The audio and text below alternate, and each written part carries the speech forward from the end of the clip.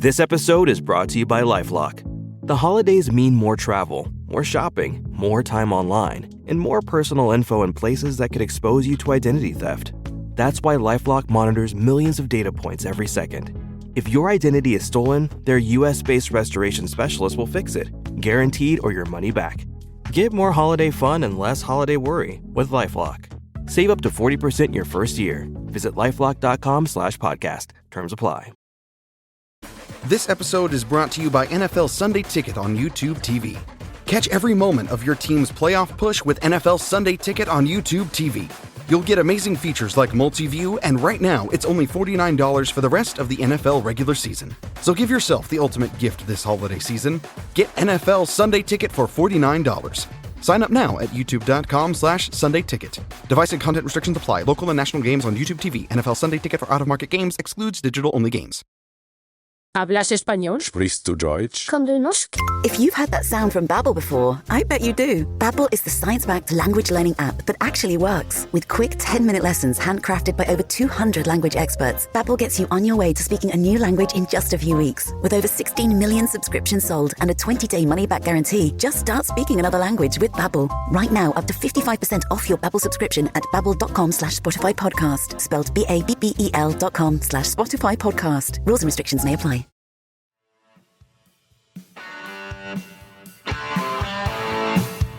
You're listening to Achtung, Millwall, broadcasting from the beautiful South Birmingham. Accept no substitute. Hello, dear listeners. Welcome to part 3 of this weekend's coverage of their excellent 1-0 win over Blackburn Rovers. Joining me on Monday afternoon, it's Monday with Merv time. It's Merv Payne. How are you, Merv? I'm good, thanks, Nick. Yeah, good to be back. Yeah, and a happy show. It makes a change. We've got into like a misery fest of late, haven't we, you and me? This is it's a good show. We've ridden the usual roller coaster that is Millwall. We've had the highs of beating Leeds at home, and then the lows that we expected, and then obviously, I didn't think we'd be sitting here discussing a new manager, but then the unexpected high of playing Blackburn at home on Saturday. A team with 7 wins in a row, was it? Not conceded 5, and you think, well, there's a banker away. Yeah. If ever I saw it, with Captain Livermore in charge, and he's all right. He towed the company line, didn't he? With the team selection, by the looks of things. Yeah, but it worked. That's the thing. Yeah, I don't know. I mean, I didn't expect. Maybe it worked. I didn't expect Livers to change approach. I mean, formation. No, I didn't. The squad being what it is, Merv, the formation probably picks itself. The one striker that slightly bedevils us because we can't score goals. But anyway, that's probably what we're lumbered with. But when I saw the starting lineup, I was on just getting off at Surrey Quay Station and looked on the Twitter. I thought this is an attacking lineup, Merv. Yeah, the interesting thing, I think the things that really stood out for me, no Honeyman, which that's obviously been the real bone of contention for fans. Yeah, regarding Neil Harris's management. No Honeyman, Imaku starting. Yeah. Longstaff starting, and then of course we have Ivanovic coming on. Yeah, Ivanovic coming on. Yeah, and obviously Aziz has become a must pick anyway. But Aziz just gets better week by week. Yeah, that midfield of Aziz, Esse, and Marku just gave me the sense, and it was a nice sense coming down to the ground, that we're going to see an attacking performance, and we did. When you watch a good indicator is when you see the highlights. I think the club put them out and Sky Sports put them out, and every single highlight seemed to be Imaku running with the ball down the left, and they looked really worried, troubled by him, and that's so. I've said it time and time again. We've been crying out for a player like that for a long time. I think since Jed Wallace, a player who gets the ball and runs at teams. Yeah, and it gives us more opportunities, more chance. And of course, if we're doing that, we're not defending, we're not conceding goals, we're not getting beat. It gives you encouragement, and it seemed to pay off handsomely. We none of us really know what lies behind Neil Harris's decision not to play the likes of Marku, but also to some extent Ivanovic as well. And it seemed to revolve around them not being the finished article, Merv. I mean, absolutely, yeah. But I think the Saturday's result and performance for me shows the power of almost putting your arm around a youngster, saying, "Go out there and back yourself. I'm with you. Mate, give it a go. Run at players, make an error if you but we come again, and that just showed itself." Saturday. We've seen Essie grow by doing that, and that's I think what Harris got right that maybe Rowett didn't, and Harris had more faith in Essie, and Essie's a sort of player who was happy to make mistakes or to take gambles, and you can see him grow as a player. Yeah, I think Mac is very similar. But and what was very interesting was I don't know if you saw this. I think it was in the Sunday Mirror yesterday. Their sort of gossip, right. sort of mischief column, if you like, and it said, "Oh, it was like a riddle. Which outgoing Championship club manager knew he was leaving, so played his team's foreign striker that he didn't rate, that he was told to play or something for the whole 90 minutes to prove a point in his last game." Someone put it on Facebook, and you can imagine what's going on. I mean, I noticed he played Ivanovic for the whole 90 minutes against Sheffield United. Whether that's, I think it is just journalists making mischief. You know, they read social media, and it's food and drink to them. It plays right into their hands. But what I thought was ironic about that was the Neil Harris story. When Neil Harris came to the club, he was spotted by Mick Beard, who was obviously had a great talent spotter, the late Mick Beard, in the 90s, when Billy Bonds was manager. And Billy Bonds, I think, knew that his time was coming to end at Millwall because he hadn't gone great his one and only season. Yeah. And Mick Beard was raving about Harris. Apparently, Billy Bonds didn't rate him. So to prove the point, he stuck him in the team and he played him for 90 minutes just to prove a point. And of course, it backfired because he didn't set the world alight straight away, but he got a few goals that day. I think he got a couple of goals. He showed enough. Place. Yeah. And of course, the rest is history. And I think the irony, if there's even a scintilla of truth in that, don't for a minute think there is. I don't think Harris was that smooth-minded. Yeah. If it did, and it's quite ironic, especially if Ivanovic goes on to become the cracking player that he could be. So I've been looking at some Serbian football social media accounts. They're talking about him in the same breath as like Mitrovic and people like that, which is amazing. If it is, if we end up with a 30-goal a season Championship striker, then it's £3 million well spent, and it's all the heartache is worth it. But yeah, I thought that was quite ironic if that was the case. But yeah, it's just poetic that he got the late winner, and such a good winner as well. Both players. I mean, I thought this watching the game Saturday.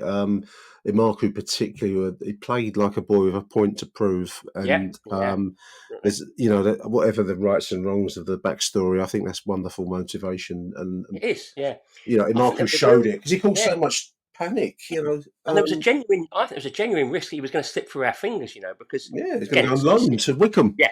Well, I'd heard that Harris. That's what Harris wanted to do. Wanted to send him out on loan into League One for the rest of the season.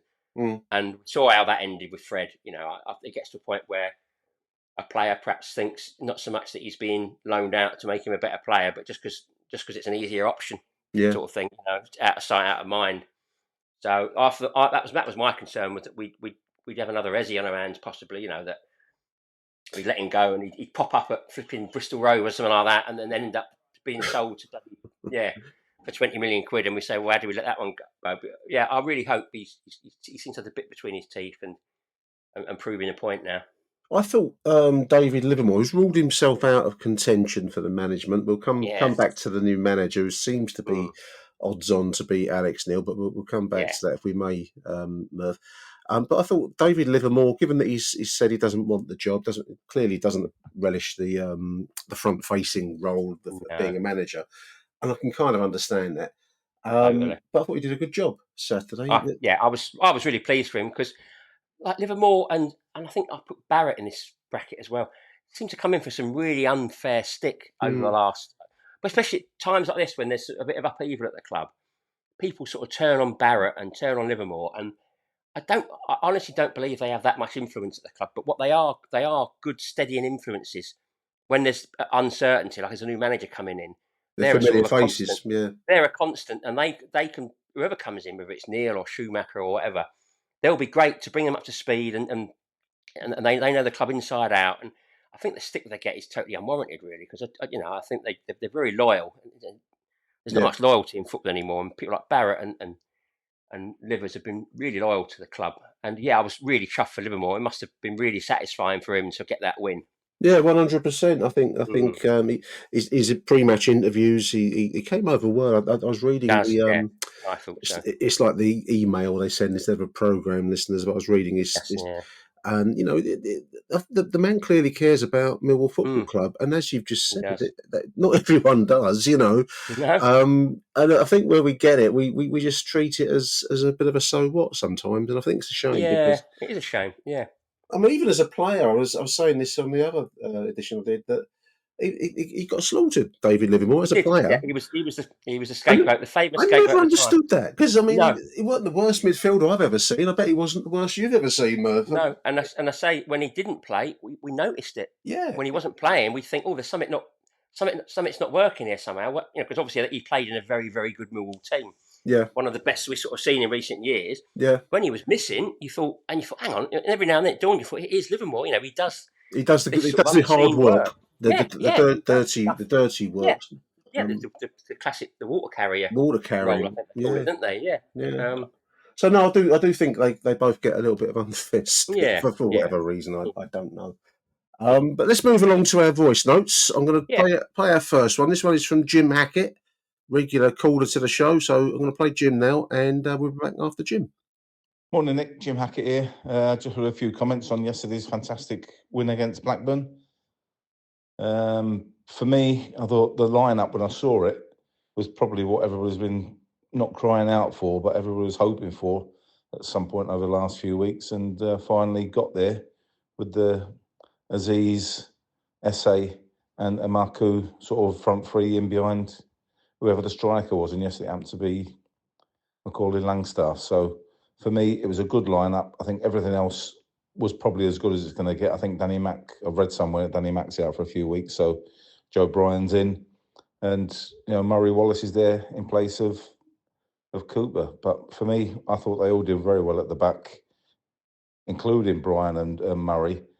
But I do think the more I watch him, I do think we were a little bit suspect down that side, and better teams will probably take advantage of that, as they've done in the past. But overall, I thought defensively we looked not too bad. I think I was surprised. I watched the game on the Blackburn feed, and I was surprised when the guy came out and said that Murray was only 31. I don't know if that's true or not, but if it is, he's still got a couple of years left in him. And, I thought yesterday he played as well as he can do, and didn't look out of place either with the ball or without the ball. So for me, that was a good solid back four, and obviously the front two, or the two in front of them, Denor and Saville, didn't look too bad either. So for me, we looked nice defensively. Going forward, we probably looked a little bit more lively with the three that were there, and I think it showed throughout the game. I thought Amaku started the game really well and got at his defender, time after time. And we're really down to that little bit of the final pass or the shot or the options that are available. So for me, it was a good attacking lineup. We looked good going forward, but we just didn't have that final ball as usual.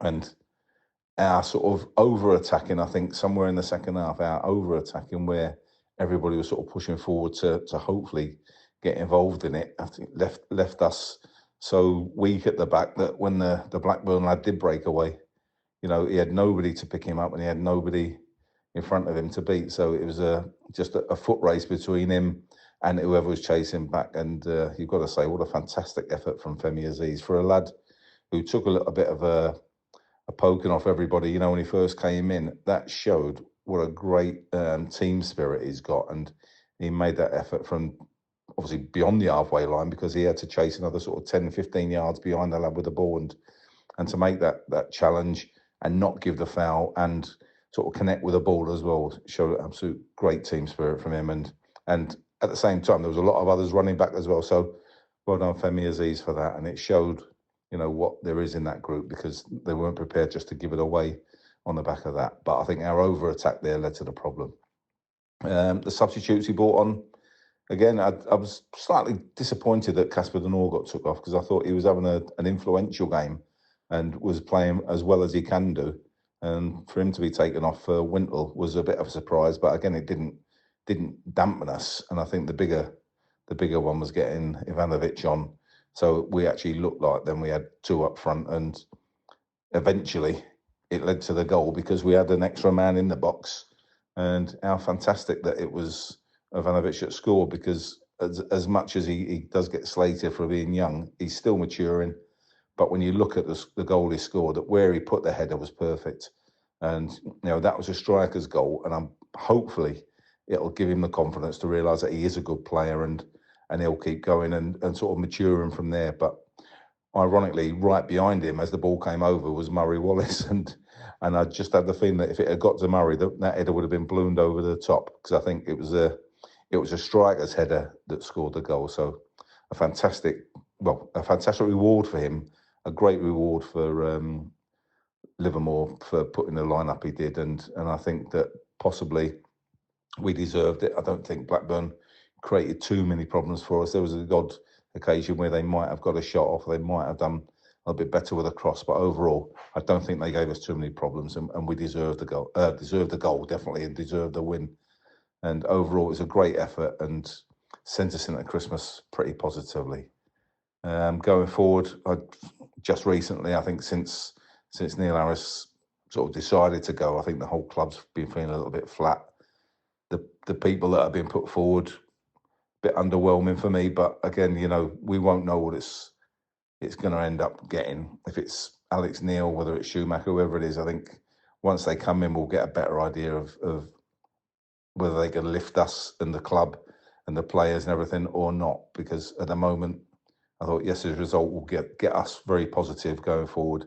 And I just hope that whoever does come in can sort of harness that and keep that team spirit going, because it was a team spirit that got us through yesterday. And then for me, going forward, let's hope we can keep some of these players and keep looking like we want to get on the front foot. We're going to Norwich on Boxing Day. Last time we were at Norwich, I think was a right kick in for us. But hopefully we can show a little bit more and maybe get a draw or even a win when we go there, because we're that sort of club at the moment. Okay, well, have a Merry Christmas, Nick. Thanks for everything you do for everybody at Millwall. I think everybody appreciates the effort you put in. And a Merry Christmas, obviously, to everybody at Achtung Millwall and all the Millwall fans that do listen in. So come on, you Lions. Fantastic stuff, Jim. Appreciated, mate. Very kind. Well, we haven't mentioned the Femi Aziz tackle back, Merv. I mean, that was one of the moments. It was the moments of the season and the last couple of seasons. A bit like Ryan Leonard last year. Wonderful. Yeah, Ryan Leonard and Tony Craig. I think Tony Craig a few years back as well. He did. Yeah. I was listening to 5 Live, I think it was last week, and they were talking about the situation at Reading, and because they just lost their manager to Hull. And obviously they had some guy, I think it was the not the Top 20 podcast, the EFL podcast anyway. Yeah. And he was talking about the sort of what a blow it was to Reading to lose such a good manager and how well the manager had done considering the mess they were in.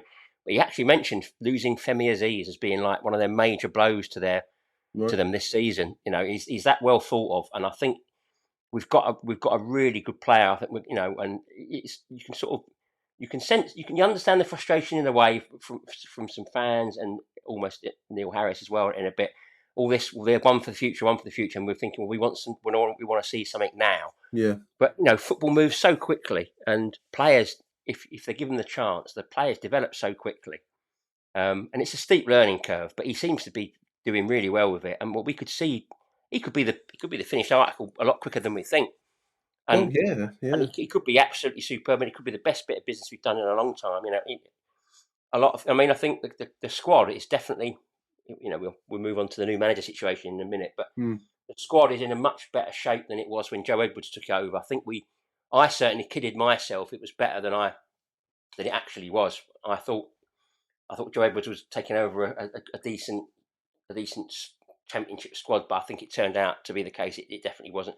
I think it's a good 30%, if not a bit more, better than that, and that's enabled Livermore to sort of have hopefully a pretty problem-free sort of interim management spell. And whoever comes in, whether it's Neil or Schumacher or whoever, I think they'll have plenty to work with as well, which is a better position than we were in last year.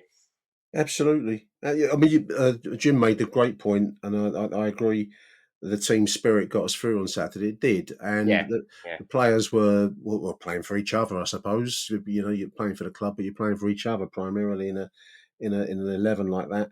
And Femi's run, really, really stood out. I was watching one of these, the Mill TV things the club do. They're wearing Christmas jumpers and they're doing guessing a tune, and that's it. Yeah, makes you feel very old, Merv, when someone doesn't know who Wham were, and I thought that. Yeah, suddenly makes you feel ancient. Yeah. But he came over, and I know you can't tell really, but he came over a decent boy, and. Yes, for everything I've seen with the likes of Romain and others, they just seem like decent blokes, and that goes a long way in this life, Merv. And I think that's where you do breed the team spirit. It just, small things are big things in that way. So I think that we have gained a real player in Femi. I will put my hand up, and I've said it a few times when he first came to us. I thought, I don't know, I wasn't convinced, but he's really, really showing his potential. They're both in an attacking sense, and a willingness like Romain to do the little unusual flicks and back heels, and because it's nothing wrong with that. And the fans they like to see a bit of flair. Yeah, and they won't. They'll never criticise anyone for giving it a go. I don't think not too harsh anyway. I hope not. No. And Jim mentioned Ivanovic, striker's goal, and I was I said in the other thing, I was just on the brink of saying when I do my stream of consciousness, I was just going to say. I don't know if he's shown us much in this game, Ivanovic, and just then he nodded the ball into the net. That's the hallmark of any good striker, isn't it? Isn't it? I read somewhere that I don't know if it was BBC London, Radio London, or someone described his goal as being bundled in. No, it wasn't bundled. No, there isn't a least bundled goal you'll ever see. He was, and you've got to credit Ryan Leonard's cross. It was fantastic as well, and he's another mainstay. God, he's just so good. Both at the back and going, and I always like the way how he goes forward, how he gets forward. His crossing's always been good, but the way he picked him out, the way he picked Ivanovic out, but the header, the technique, his position, it was absolutely perfect. It was the goal. It was a hallmark of a really good striker, and that's exciting to see how that develops because if he carries on, he's not played much for us, and he's already got two very good goals. He's got two very good, very crucial goals. He's probably saved us a point against Derby. And he's nicked us 2 against Blackburn. So he's already, been very valuable for us. Absolutely. We're going to take a very short break for the advertising messages. When we come back, it's going to be Glyn Horner. Stay tuned. Achtung, Millwall.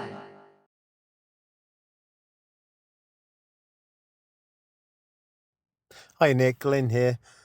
So, yesterday, what a great game. I read in the BBC report that apparently both teams had lots of good chances. I've rarely seen Millwall dominate a team in the last couple of seasons the way that we dominated Blackburn yesterday. And for me, that was clearly the best team won. And we should have been more than 1-0 up by that time anyway. So, really thoroughly well-deserved, great team performance. And Dave Livermore showing that he's his own man and bringing some of the changes, not only in personnel, but in the style of play, which I think was refreshing to see. And I was glad to hear that he believes, or he's been told that he's got a place at the club because, that sort of leadership, you won't necessarily get that from people coming in from the outside. Obviously, whoever the new coach or manager will be, will have to buy into the fact that there will be plenty of staff sticking around. I would imagine, Adam Barrett probably won't be leaving. I hope people like Paul Robinson stay as well.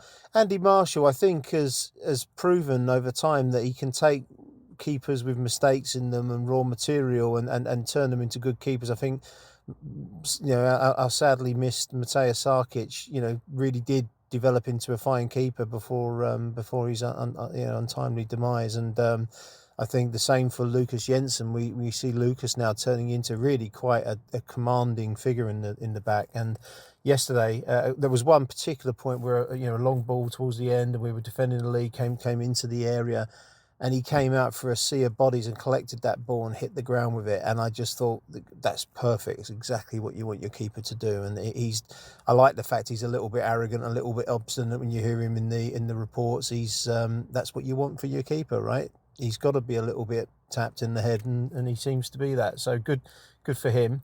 Really pleased with Marku. I mean, look, Harris is love the guy.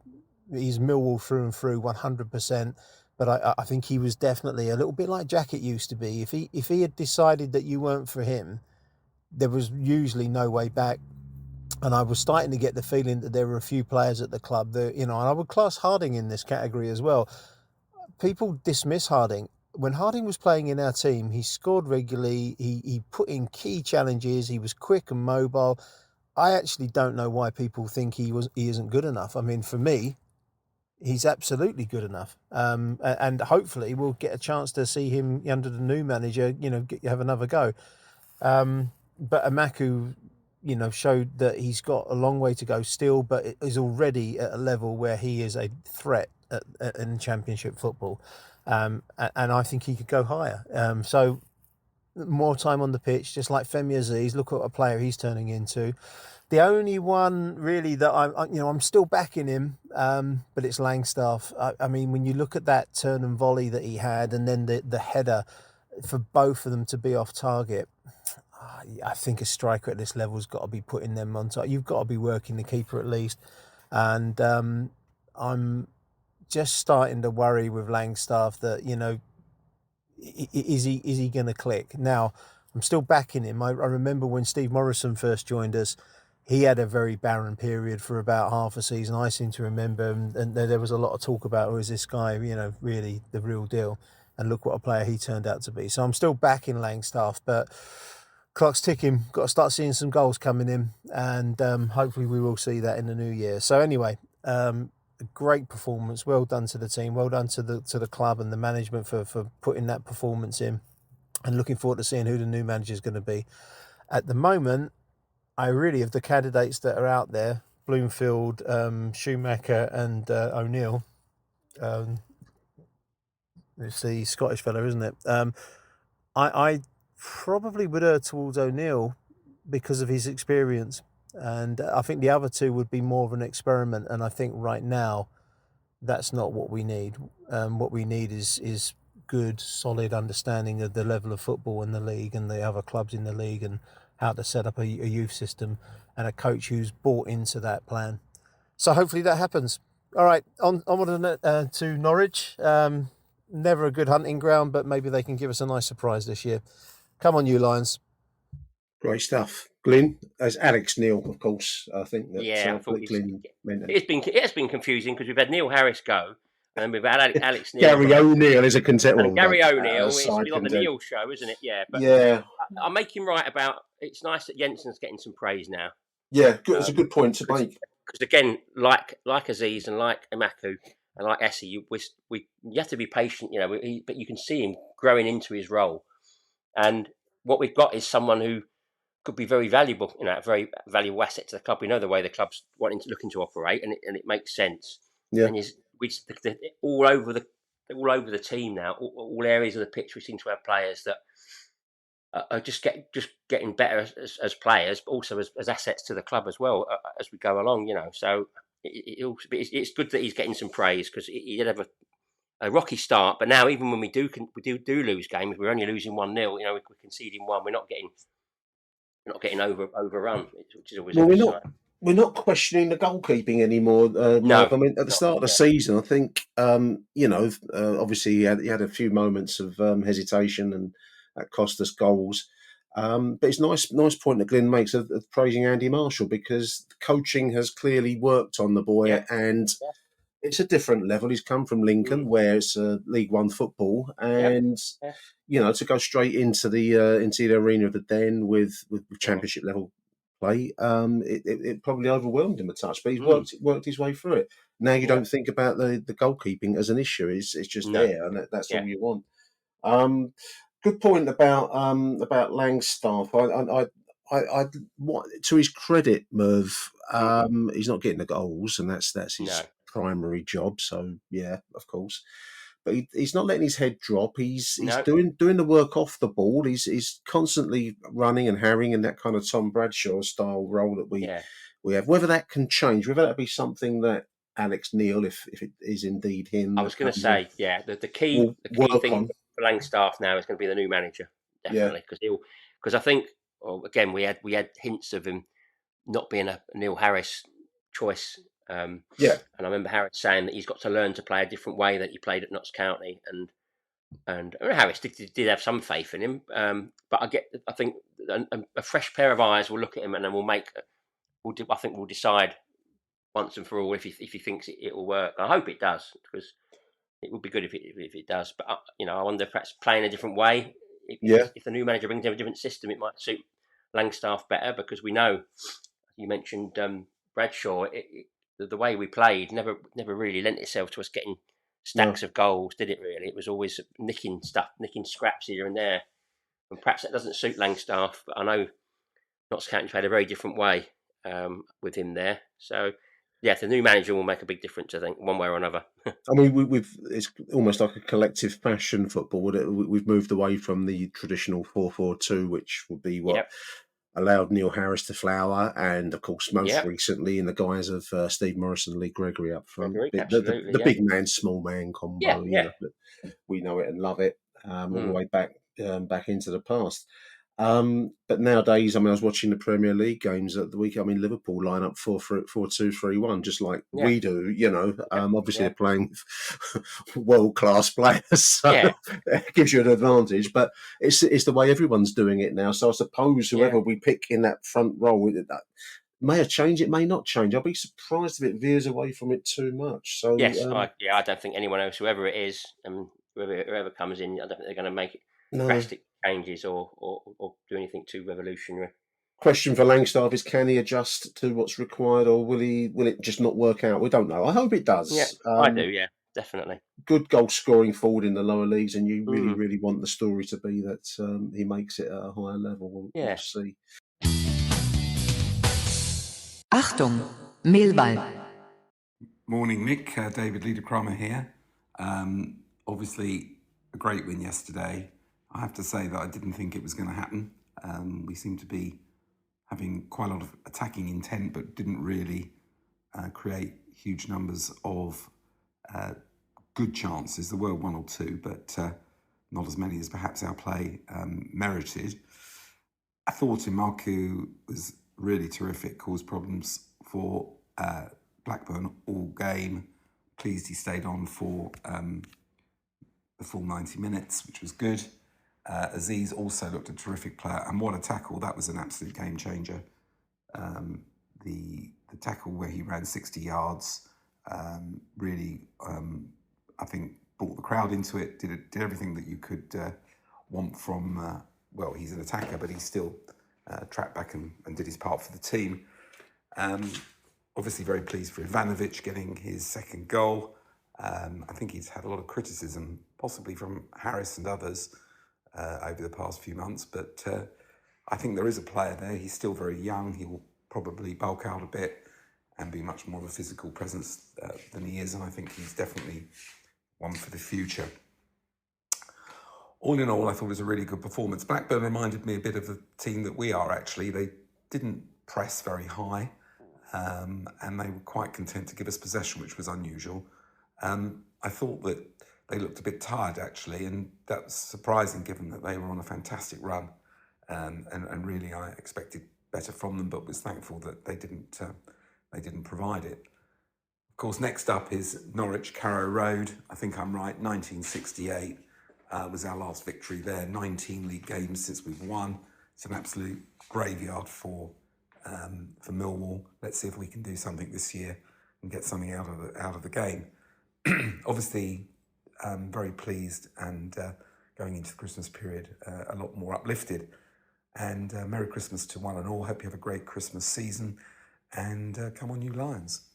Huge thank you, David. Intent was the thing that I really picked up on there, Merv. It was just so refreshing, and I think one of the other boys mentioned the kind of sense of lightness. I went to the ground feeling like a bit of a weight had been lifted from our shoulders to have the soap opera side of things over and done with, and I think there's no bad thing in that. So hopefully 1968 David mentioned there since the last I know when Glyn was on before. When Glyn was on before, and he mentioned Norwich, and I thought, well, I had a quick Google to double check, and yes, it's the 2nd of November 1968 was the last time we won at Carrow Road. Blimey. And it must be one of our, because for a team we play relatively often, fairly often over that period. It Yeah. must be our worst record. I know we went a long time before we won at Hull, and then obviously we put that ghost to bed in the best fashion possible. But when we won promotion there, but I mean, it would be absolutely perfect. I mean, it'd be great for. Well, I don't think the new man will be in by then, but No, it'd be great for Livers to sign off with a win at Norwich. if we can end that hoodoo, yeah. I mean, it's a strange one, isn't it? Yeah. Norwich is not a particularly intimidating place No, or venue. no. This is not a support that is.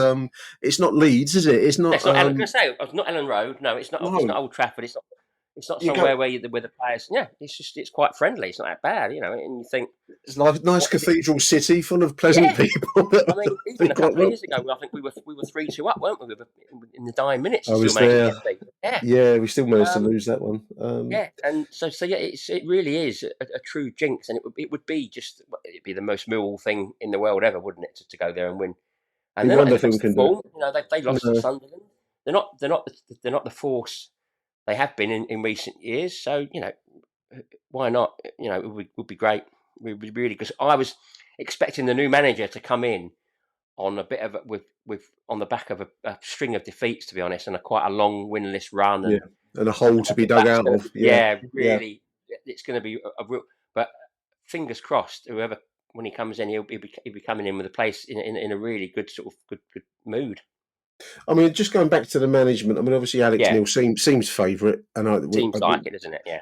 It seemed. I mean, he's odds on the bookmaking sites. If that means anything, it certainly means something to the bookmakers, because there's a lot of guesswork initially. I think. I mean, I've been there. I've worked at the places that come up with these stories, and they basically have a whip round. They say, right, who's available, and they just put it just because it gets people talking.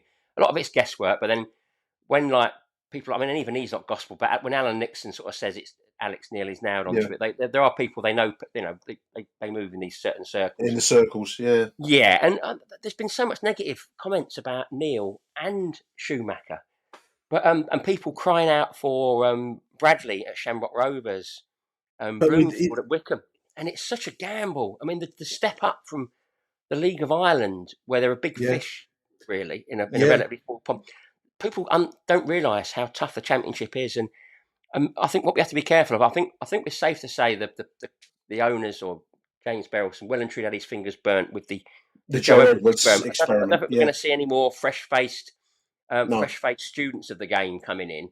But Bloomfield is a gamble, because you have to be wary of the Michael Beale effect as well. If you remember, Michael Beale went to QPR. It was unheard of. I think was he Gerrard's number 2 at Rangers or something? I can't remember. Something like that. You come out of nowhere almost, didn't he put a brilliant run together. I think they won 9 out of 12 or something. And suddenly everyone wanted him. Wolves wanted him. Rangers got him. He absolutely stunk the place out at Rangers. And he was still sought after. Sunderland got him, and again he lasted, I think, 2 months there. And now he's about as popular as Prince Andrew. I mean, no one will look at him. And we've got to be careful. Bloomfield might be the next Steve Cooper. He might be the next Kieran McKenna, but he also might be the next Michael Beale. And I think Alex Neil is a safe pair of hands in the Championship. That's what we need right now. We need someone who's going to steady the ship and perhaps just edge us on that little bit more, a bit like Rowett did when he took over from Paris the first time. I think you're right. He's managed at a big club. He's managed Sunderland. I mean, you know, we like to think of ourselves as an intense arena, and I think Sunderland is also a big club. Well, he went there. Arena. I mean, he went there. They'd had, I think, 3 or 4 attempts at getting out of League One. They chucked millions of quid at it. He went there in February. I think they'd fallen away from the playoff places almost. He had no transfer window to work with. He galvanised the team, got them into the playoffs. They won the playoffs. He got them up. So he achieved in 4 months what several managers and several £1 million of transfers couldn't do in 4 years. And I think they had a disagreement over transfers, which is the only thing that makes me wonder. Clearly this will go. Clearly he knows what he's coming into. He knows what he's obviously he's done the interview, and he knows exactly what the situation is regarding transfers and the squad. I'm guessing he's a student of the game. He probably watches. He probably studies the game even when he's out of work. He probably knows roughly what he's coming into, what he's going to be dealing with, and he knows the Championship inside out. He got Norwich promoted. He did well at Preston. He overachieved at Preston, and people say, "Oh, he failed at Stoke." Well, join the bloody club. Everyone seems to. Schumacher. People say we don't want Schumacher because he failed at Stoke. He didn't fail at Stoke. People forget he went to Stoke. They were in a mess, and he got them. that you kept them up. And at the start of the season, I think they won 3 out of their first 5. They went to Middlesbrough in the Cup and won 5-0. And you talk about you want a manager who plays attacking football. They were playing unbelievable football. But the director of football, I think it's John Walters, who used to be the John Walters, or is that or was that a DJ? I'm sure he's a film director, isn't he? Yeah, but their director of football basically intervened and basically said, he wanted the club to go in a different direction. I think some fancy Spanish coach was suddenly become available. Yeah, decided he wanted him. And the thing is, Schumacher is he's got a point to prove. I think he's comment afterwards, I don't want to break from the game. I want to get back into the game and get back on the horse and ride it. And bloody ram it up Stokes. And I thought that's the perfect man for it. But I understand he wants to be closer to home, to his family, which I think was part of the reason he left Plymouth for Stoke in the first place. So unfortunately, that's a non-starter. But yeah, I don't see nothing wrong with Alex Neil at all. I think he'll do good things with us. I think he'll work. He's got good players to work with. But he knows the division inside out, which is what Gary Rowett did when we got him. Yeah, and we went close under Rowett, didn't we? Went close. Yeah, things were getting a bit rocky under Harris at the time. And COVID struck. Yeah, and Rowett came in and he made us an established championship team. And I think we need that again. Because if we get the decision wrong this time, like with Edwards, we're in danger of being a struggling championship team again. Yeah, and we're right back where we were in February, which hopefully we won't be. But yeah, I've got no problem with Alex Neil at all. No, I'm with you. I'm with you there, Merv. Merv, great to talk to you, mate. I want to say a big thank you coming on the show. Wish pleasure. Enjoy it. You and your family happy Christmas, mate. You too, and to everyone who listens to Achtung Millwall, of course. Around the globe, wherever you are. Yeah. Happy Christmas to you all. I probably won't get a show out after Norwich. Time gets a bit condensed. Yeah, don't blame you. But I will pick it all up after the Coventry game. So until the next edition of Achtung Millwall from Merv and myself, it's happy Christmas and Arrivederci Millwall. And happy Christmas. Goodbye. Bye-bye.